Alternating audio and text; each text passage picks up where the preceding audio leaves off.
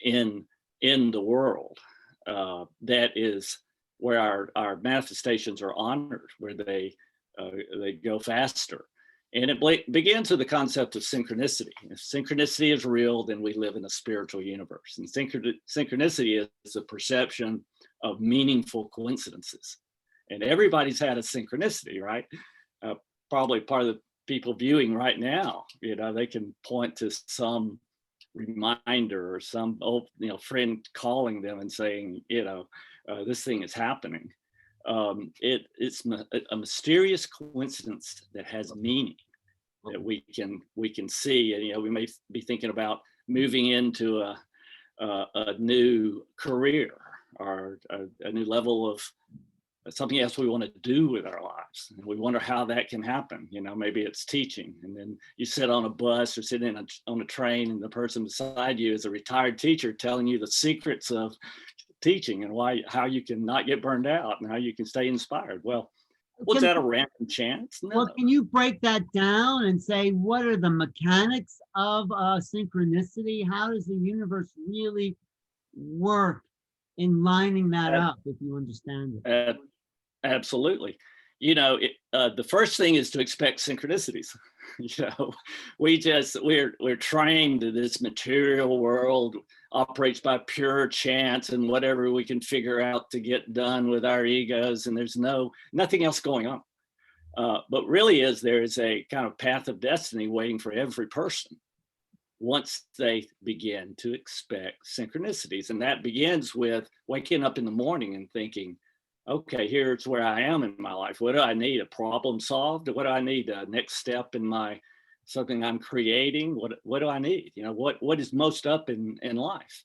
And then you set that, and then there are enhancing what I call abilities along the way, and using intention, which is an ability, and also one of the steps to a high speed flow of this synchronicity. You set an intention. You set it, you sort of heighten your sensitivity. It's almost going like in the zone of purposeful, faithful kind of waiting for this opening that you're looking for, this break. And all of a sudden they begin to happen. But it takes first just waking up from the materialism. We don't live in a material world. It's the biggest superstition that's ever been. We're all spiritual beings in a spiritually designed world, and we're figuring it out. So the key things for me is one, intention, because listen, right now, I believe it's a new time in the world. What's happening is you've got three huge generations asking higher questions. Baby boomers are saying, okay, I'm in the final stage of my life. What can I leave for future generations? What can I now do, to help? And then you've got their children, millennials, moving from really about 36 all the way to about 42.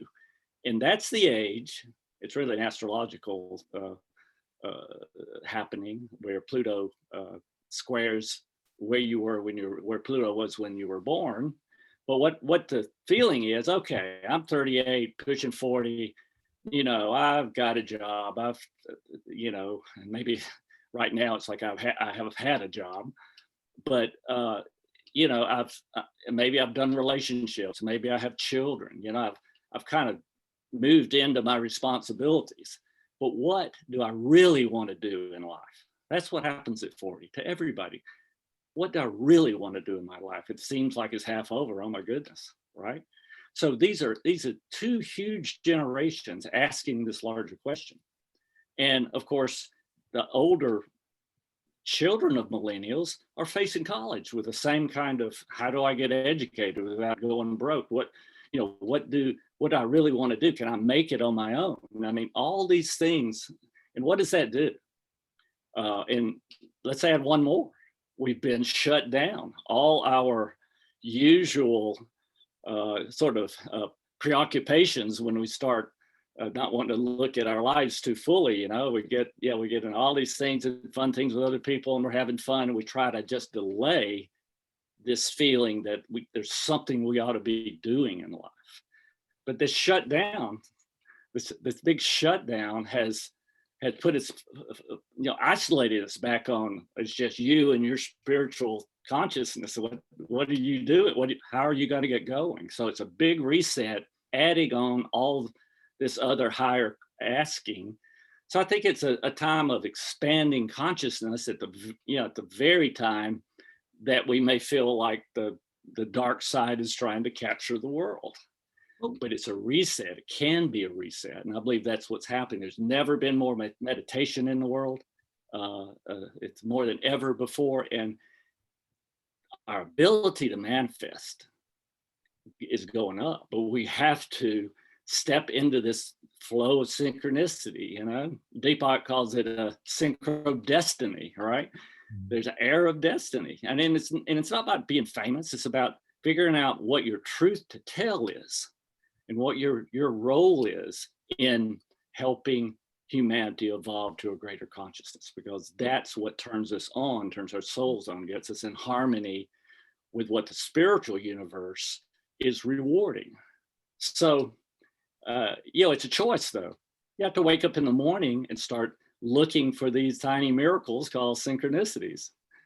And again, karma is maybe the biggest thing that makes it go slow. And I'll just talk a little bit more about that. I think karma is I call it the third insight, but what happens is that karma works this particular way. And I think the human potential movement, talking about karma for 100 years, and what I believe the consensus is emerging about that to be, it revolves around giving, helping, tuning into our intuitive intelligence so that we know we have something, we are realize we have something to share with the person that we're talking to. And, essentially it's helping to create a synchronicity for the other person. They're waiting on their mysterious coincidence to take another step in their lives. So if you get a hit about, okay, I solved a problem in a certain way, or I broke through this or that in a certain way, and you just blurt it out, you just share it. What you hear often is that, man, I needed to hear that right at this moment in my life. You've given a synchronicity.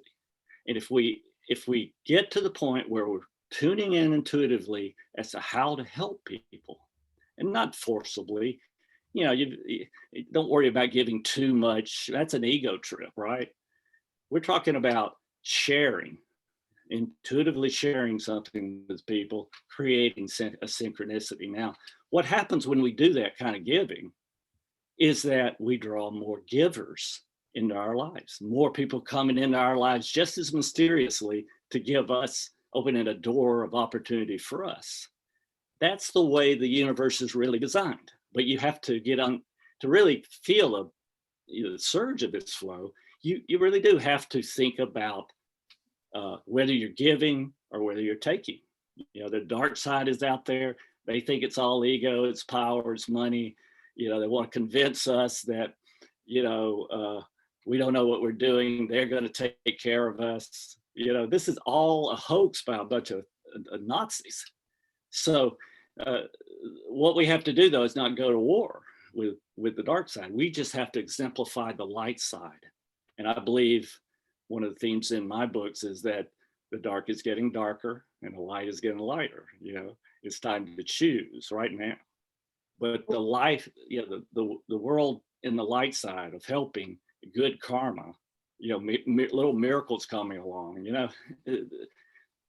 Everybody's taken a stab at that in the last 20 years. What really helps us manifest? Is it we just think of, is it, The Secret left a few things out, unfortunately, which karma was one. You've got to, we're getting it right now. And that is to get our karma right. Mysterious coincidences help us along. And that's really what the light side of this universe, the spiritual side of this universe, is designed to encourage. And I believe, again, at this moment where we're having a lot of situations that's raising consciousness and leading people to ask the right questions, leading people to reset their lives from a metaphysical or spiritual point of view. I think that we're on our way, but we have to help each other. And that's when you call the old friend who's locked down somewhere themselves. You call that old friend, you share something encouraging. And the last piece, of course, is giving energy, not just solutions or concepts or that kind of thing to another person. We have to open our hearts, and what we give is a heart, kind of agape love-based energy to people, and that lifts them. And at the same time, it comes through us and flows out of us, lifts us too, so we can keep what I call our inspiration energy up. What? So while this is you can't describe it in 5 minutes, but that's essentially what my message is right now. I'm can be more excited because I think we are taking advantage of the reset and moving into really living this kind of high level spirituality. But James, what is the purpose of incarnation to begin with? I mean, we come from love and expansion. We come into this limited awareness, and we're not, in a sense, really here. We're still energy. So what's the whole thing about? Why is it even happening? Well, I think we're here to unify the planet. I think the whole human experiment, for wherever the source of that was created, or what we can observe is that we're moving toward a situation where we value more and more individual cultures and groups. We try to emancipate everybody. We want a unification, but one not around some kind of dark side secret society, but through a kind of agreement about spirituality, the nature of it. And I think that's what's fueling what's happening now, is that our understanding is emerging on exactly how to do this. But once we get there, once we get to what I call an even playing field, where we have that harmony, that joy, that abundance, free energy, that's where we're supposed to start from. Okay, I don't think life has to be about struggle. So where do we go once it's all here and available? Well, my theme is that we're unifying the afterlife, which is a real place. That's one of the things we discovered in the last 100 years. It's a real place with a direct culture. We come from the afterlife, we go back. They're purely spiritual there, but I believe they have less power, to have less of a solid stage the way we have here, to march forward in evolution, to create evolutionary movement. So I think all the near-death research shows that everybody, most of the people there in the afterlife are pulling for us. We're the heroes trying to push forward this idea of spirituality and the spiritualized democracy and giving in order to take advantage of the true design of this world, so that we can evolve toward full expression of our spirituality, which will be increasing the vibrations of ourselves, so that we actually create a kind of spiritual world in light body here on the planet. I mean, that's what the ascension will look like. And many people share my intuition about that, I think.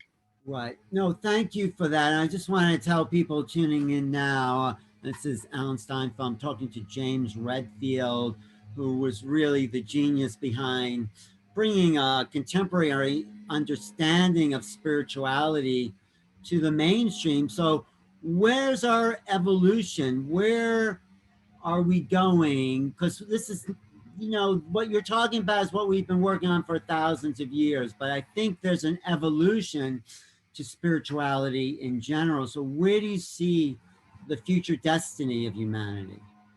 Well, there's a lot to, I've got a book coming out where I try to express this next year. But I believe where we are now is to really prove to ourselves that these high level synchronicity guided manifestations of our projects and our true calling to tell the world.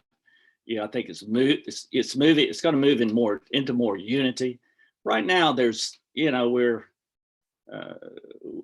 have a problem not with the 99% of humanity who love each other, who want the best for everyone and everyone's children, but a kind of dark side controlling that tries to get us in arguments and hatefulness toward each other.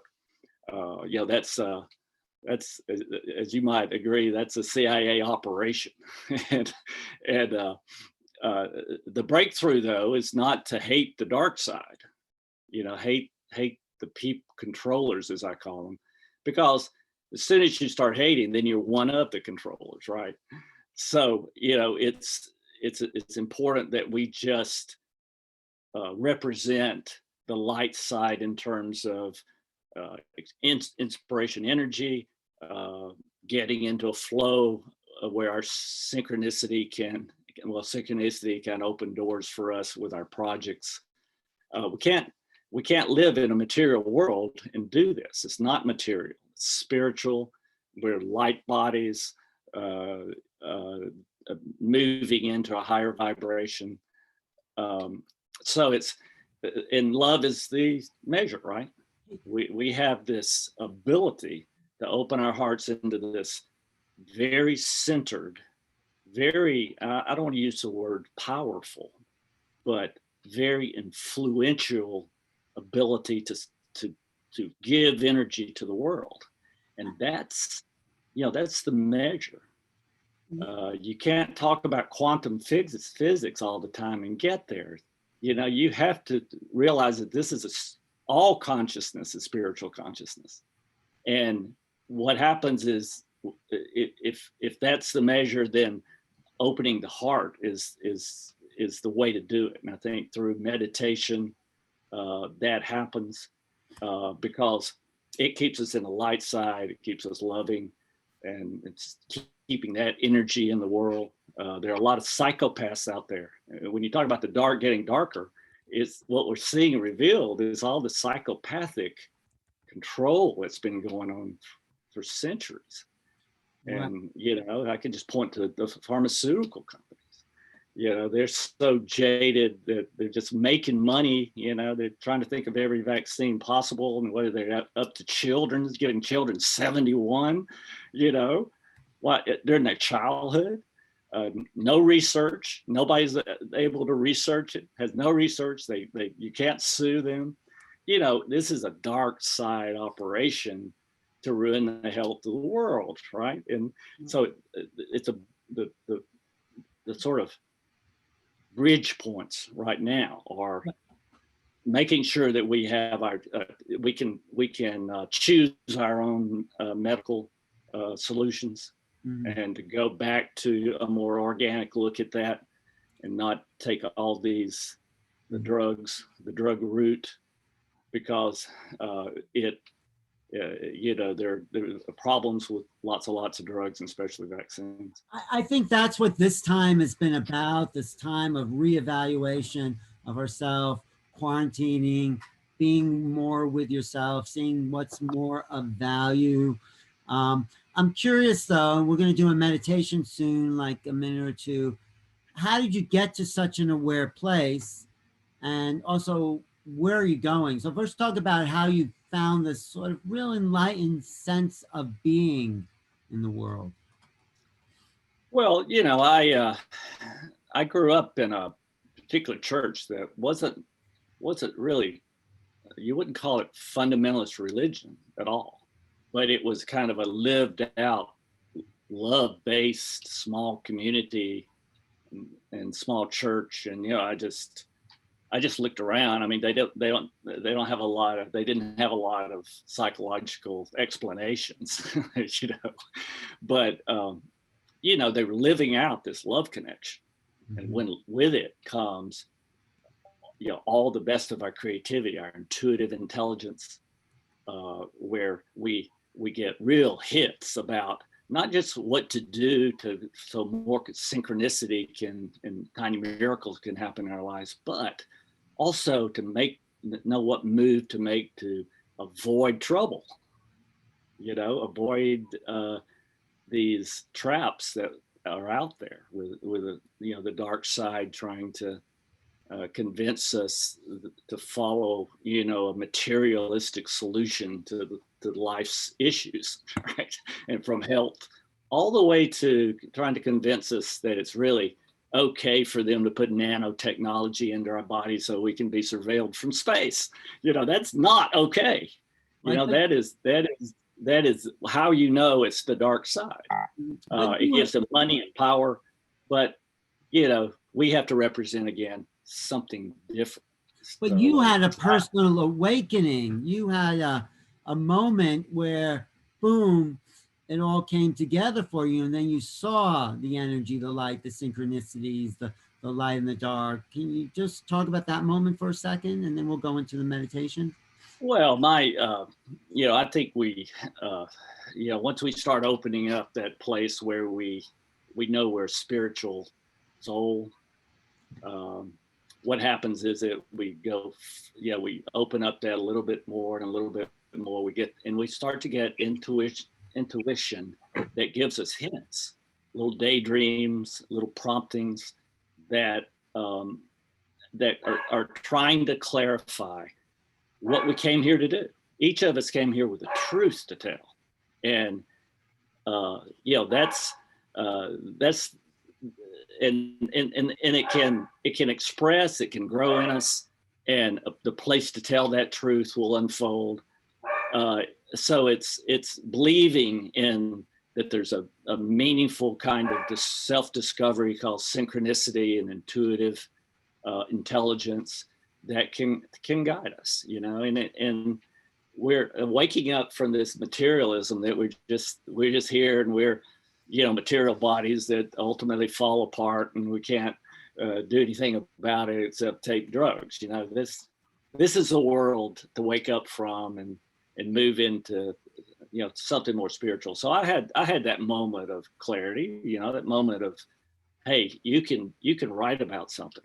I had a daydream / kind of vision of you can write something, and people have those all the time, and very often, if they stick with it, it can manifest into something that's helpful in the world, and that's to me the barometer. Each of us has a truth to tell. And well, you really told it, and when you held that vision, it shows you the power, because it really swept the world. So I think it's about time. I mean, that's a great introduction to who you are and the work, but do you want to do a meditation that will lead us into this day of hearing this new information and music and ideas, and having it make a difference in our lives, and then how we can start to put that energy out into the world to make a difference with everyone else we come in contact with? Well, meditation, setting into prayerful meditation, where you're really affirming something that is in your soul to create, or to, you know, it's going to be a vision that we can all share about moving into peace in the world, moving into a really era of complete freedom in the world, you know, where all the Star Trek technology can come out of the Antarctica and be given to humanity in a way that improves life and the insecurity of life, but keeps our spiritual barometer. So how we set that intention for the whole world, for our future, is that we just have to do that. We have to get together, amp up the power, and do a larger kind of meditative projection, and not meaning anything shallow, but a imaging of what we want the world to be, and that people feel that all over the world. So why don't you start to lead one here? We have about 7 minutes, and why don't you just bring us into that state, okay, James? Okay, thank you. Well, I would just ask everyone to just take a deep breath. Just try to feel, the soul within, the reality that we're not alone, that within us is a huge connection with creative love, divine love, that when we quiet our minds can be felt. So I would ask everyone to just let go for just a few minutes here. Just any thought of your troubles, any thinking of what you should be doing instead of this, just let that go. Just as soon as it pops into your head, let it go. If it pops in again, let it go again. Just keep taking breaths and let that quiet place inside expand. If you feel any of the lower emotions, anxiety, anger, hurts that we feel other people have done to us, let that go. That's emotional chatter. Let that go. And instead feel sometime in your life that you have experienced love. And what we're after is an agape love, a love without an object, just a state of love. But to remember what love feels like, we have to look at those moments when we felt that way toward our parents or our children, when our first pets, as children, as the first blush of adolescent love, just whatever it takes to feel it, and then let it grow. Let it grow right above our solar plexus in the heart area, and just feel that. Just feel the kind of opening. It makes you sit up a little straighter when that opening happens, and it's the connection with the divine behind this world, involved in this world, that we are part of. And all together we are a part of. And let's just image that energy, that love-based energy, flowing out of the house or the room that we're in, and just let it flow out into the world, all directions. And let's feel it when we touch another person who's in this space. They may be meditating on their own. We're going to give them a great meditation. But each of us connected electronically right now, let's just let that happen. And let's feel all of us being touched, and we're connected. And we're one because we share this love energy. And then let's let it go. See it flowing into your city,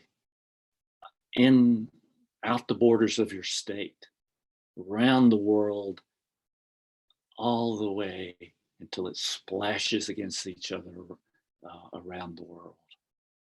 The whole world is bathed in this energy and love. And let's just feel that everyone in the world is touched and uplifted out of whatever might be bothering them or distracting them, and for a moment, they are lifted into this same love connection that we're sending out. And they're opening up to their own love connection. All that comes with it, that guiding intuitive intelligence, that remembrance of synchronicity should happen. And as it grows, as a feeling of destiny about one's life increases, let's just ask that everyone move into at least one step of clarity into who they are, why they're on the planet, and what they can do, what their truth of helping is, and that they catch the light of that, just an idea of that. And let's even encompass consciously those who are in a state of fear to the degree that they've had to make illegal bargains and power structures that are not motivated by love, but are motivated by control. And let's just move this loving energy into them as well, so they can see an alternative to their fear-born manipulations and selfish constructions, so that they get a taste of what this is supposed to be, of what the planet that we're supposed to have in unity and high-paced manifestation of helping. It only takes a fraction of the global population to catch the reality of this for us to solve all the problems in the world. But it means finding a love-based solution to everything, and to all the discord that's out there. Although mostly in the whole human mass of souls out there, overwhelmingly, the majority want peace, the kind of love that we are talking about. But let's just amplify it now. Let it reverberate, especially when in ourselves. With all this energy, let's feel another bump of inspiration energy, and begin to expect these tiny miracles, these synchronicities, they're waiting on each of us. No, it's got to be about love, and it's got to be about helping before it really manifests quickly. But just feel it. Just feel it, know it. Remember it when you wake up. Keep meditating. Beautiful.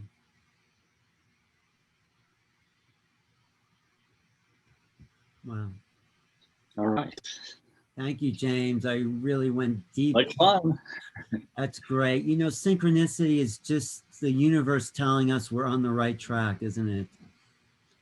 And it's always, if you push that door open a little further, you can make lots of strides. But got to be love-based. It's got to be giving-based. Thanks for all the great work. Michelle, do you have anything to add to? James, you were on our Awakening Code radio past about a year or so ago, and gave us a great show and a great bumper. We use your bumper all the time on our show. And I just wanted to thank you so much for all you shared. Our chat room has been going off with people feeling your message, and it really landed with everybody. Everything that you shared was so powerful and so important. And I love reading. I hope you're in the chat and you're reading what all of these are writing. Beautiful. Thank you, James. Divine blessings. Love you all from Diane. Let me add one more thing, because I think we talked about this. I believe, as hard as it is in the lockdown, community is the thing. I know they're internet communities popping up. We've done one on CelestineVision.com, but that's the secret to keeping our inspiration energy. We have to have like-minded people around us share the same thing that's happening right now. Right. So Yeah.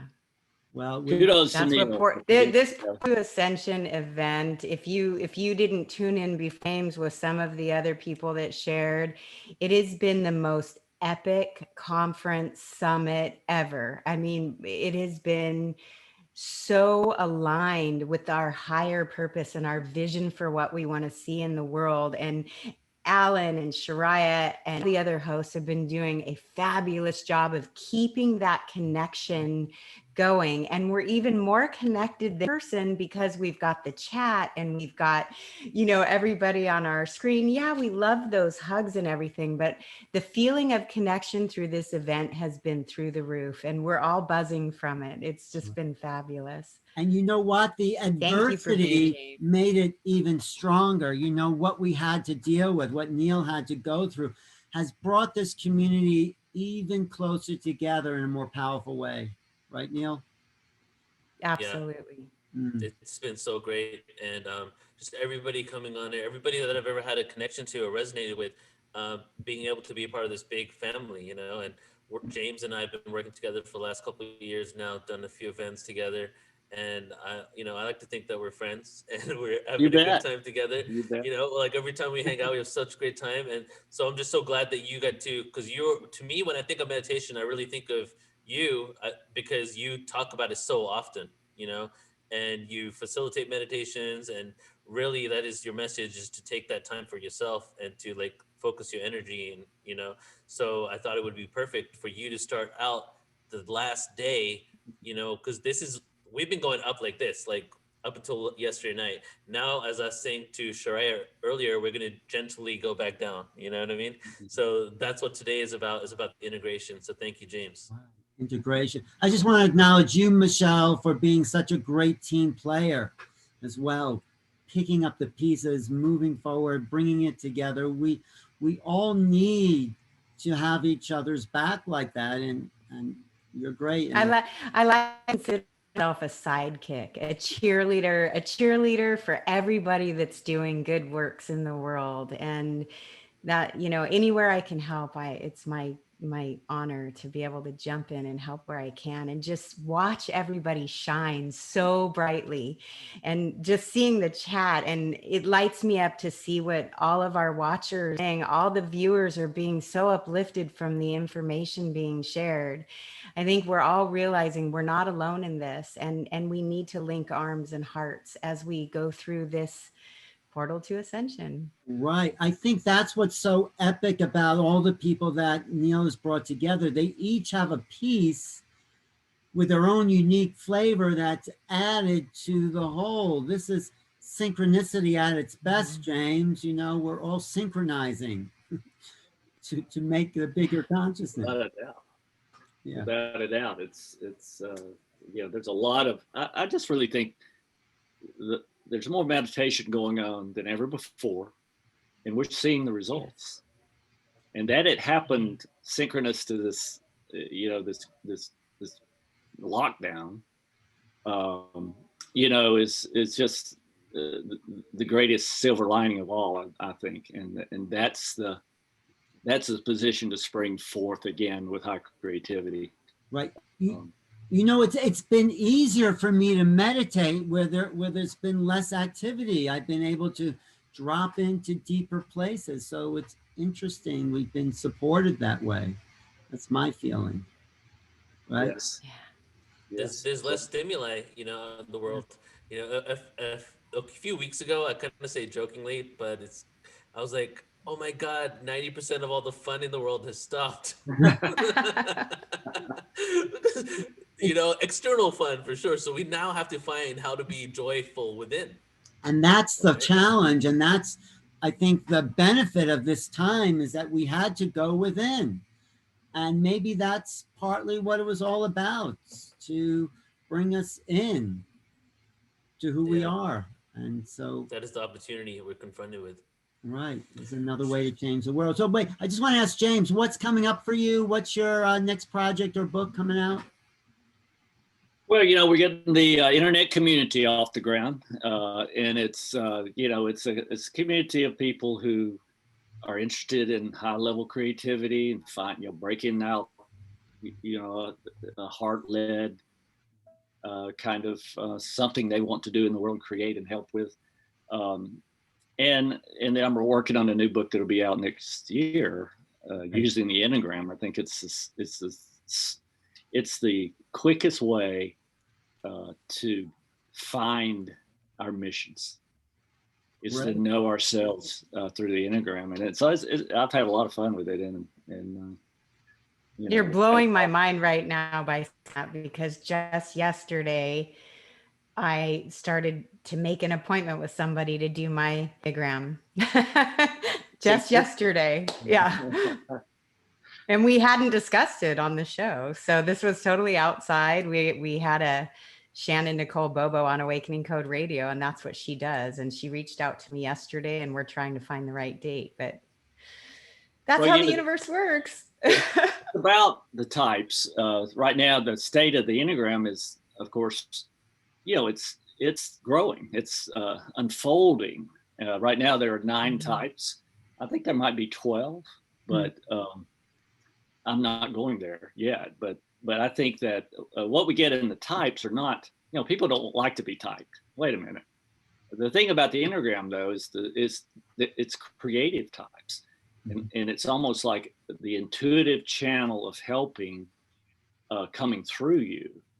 And it's not so much a type as a particular intuitive channel for giving. And it's a real clarity, I believe, when we ask, how do we know ourselves? How do we know what we're here to do? That kind of thing. And so it's a lot of fun. Wow. Awesome. Sounds great. Wow. Thank you for bringing that awareness up. Definitely. Thank you. So do we have know thyself? Yes, absolutely. Yeah, our next guest is on, but firstly, let me finish by saying thank you so much, James. Appreciate you so much. And somebody's asking what Enneagram. So how do you spell Enneagram so I can type it in the room? It's ENNEAGRAM. And how can people find your online community? Is it available yet, or how? CelestineVision.com. It is available. Yeah, we're open up, just getting started. So it's if you're interested in synchronicities and that whole breakthrough point, that's where we'll be talking. The Enneagram comes out of the Gurdjieff work, doesn't it? Correct. Okay. Correct. He discovered it in the Far East. Of course, we don't know Suborn Brotherhood that he talks about was using it, but also the mystical church fathers had it and were using it. And so it's pretty interesting to look into the history, but it really is, Gurdjieff said that it could be used as a discovery tool. That it's a symbol, right?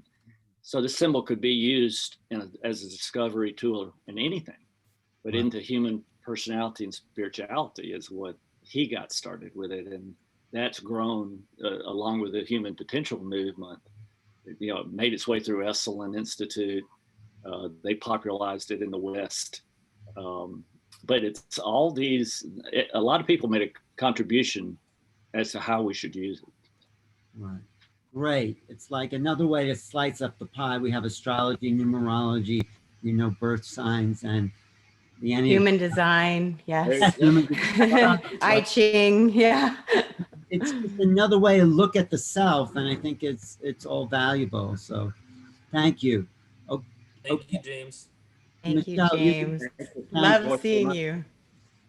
Thanks. Take Michelle, care. you're going to James. introduce the next guest here? Yes, I am. I'm really happy. I see Eddie Stone right here getting ready to join with us. I love seeing you. Hi, Eddie.